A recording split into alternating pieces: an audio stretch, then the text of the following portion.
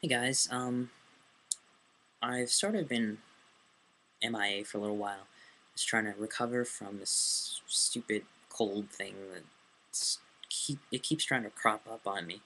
Um, but I think I've finally been able to fight it off. Hopefully, after tonight, it'll be gone. But I've been taking it easy, reading, and I just thought I would share with you a article that I recently bumped into on integrallife.com, and it's called "The State of the Integral Enterprise: Current Status and Potential Traps." And if you are interested in Ken Wilber and the integral operating system, and if you're interested in the general ideas that integral conveys, and basically, I want to ask you, what do you think of integral as it is now? Um, was it better at some point, or is it getting better now? And what are the hangups? What are the hangups? What are the pros and cons of it? It's a general question. I know people from the Holons Network might want to play around with this. People from um, basically anybody, even if you're not as familiar with Wilbur, I'd like to hear what you think. So, is the integral operating system, and is integral in general, um, is it the wave of the future? What is it? And um, how do you think things will play out? And particularly math fails and thou art that. If you guys want to,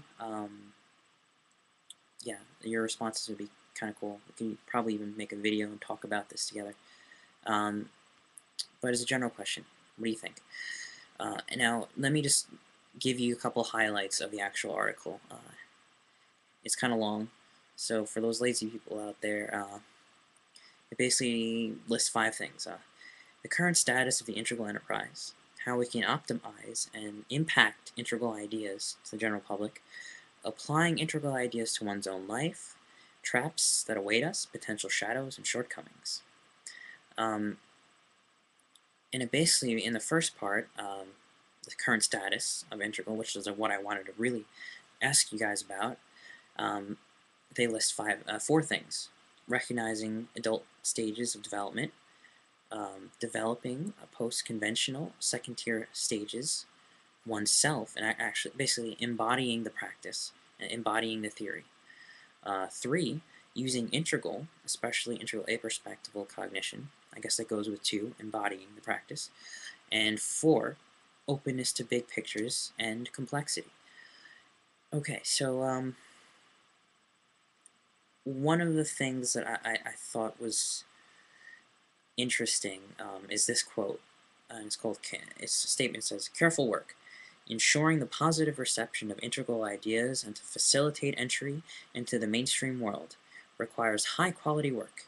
Rigorous thinking, precise analysis, careful experiments, and successful applications of integral theory will be crucial." Um,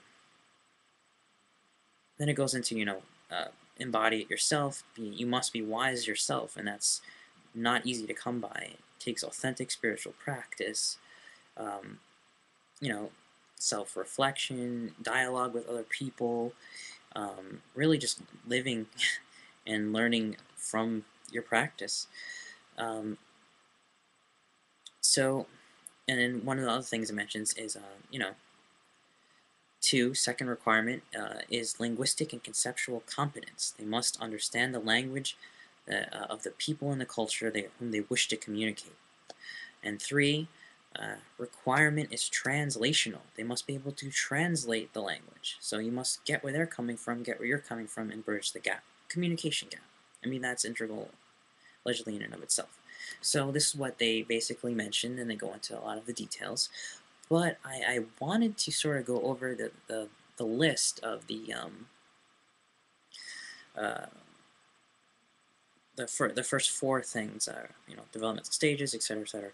I don't I don't I think Integral may come to the people of Integral may come to a little bit of a realization here, um, and it sounds a little funny to say, but let's say, just as, because in this article um, they call it the Gnostic, where is it? Gnostic intermediary. And he gives this example of um, Wilhelm translating the I Ching for the Western people, and so they can understand it in the same depth, just in another language. So, so Wilhelm had to understand the Eastern language and worldview and the philosophy in order to bring it to the Western, and he had to be able to bridge the gap. So that was a good example. So my question is, though, what happens when the understanding of both cultures transcends both cultures? So I think Integral might come to that realization itself, that the integral operating system is not the same as being integral. You don't have to read Ken Wilber to be integral at all. Um, to some people, having an operating system, a way of thinking, is helpful. But I don't think what we're going to be doing, anybody who's part of this or associated with this, I don't think it's a good idea to try to try to bridge the gap by watering down the integral operating system and conveying the ideas and then teaching them their operating system. I don't know if that is what's really the important thing, as much as discovering some, other essential, perhaps less intellectual and level operating system-y understanding. Because if you're familiar with the work of Gene Gebser, um, even if you're not, he basically writes that he was one of the guys who kind of coined integral. Um, if you are coming from an integral perspective, it's not within the realm of intellectual thinking. You can't map it out. It just doesn't happen. It's beyond logical and rational terminology. It's beyond description. And there's a reason why they say, God is nameless, and there's a reason why they say, the spiritual dimension is beyond words. It's not that we can't use them to talk about it.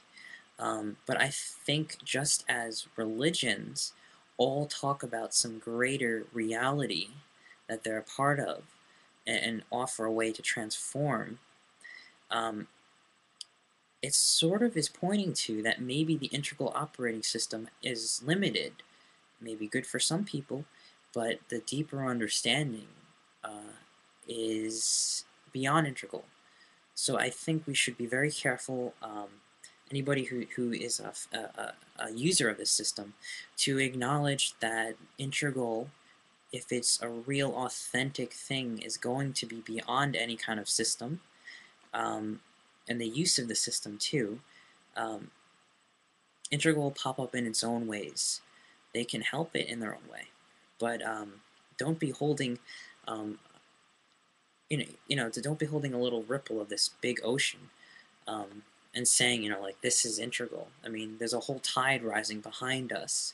There's a whole movement. There's a whole general direction that's happening, almost like a waking up, a development of our consciousness. This is a very interesting thing, and I think that is a key point that might be able to be expressed and shared. Now, integral operating system may not be used in 10, 20 years. You don't know.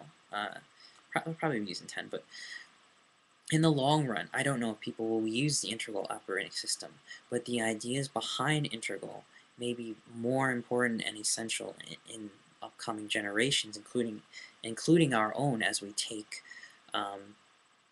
responsibility in the world.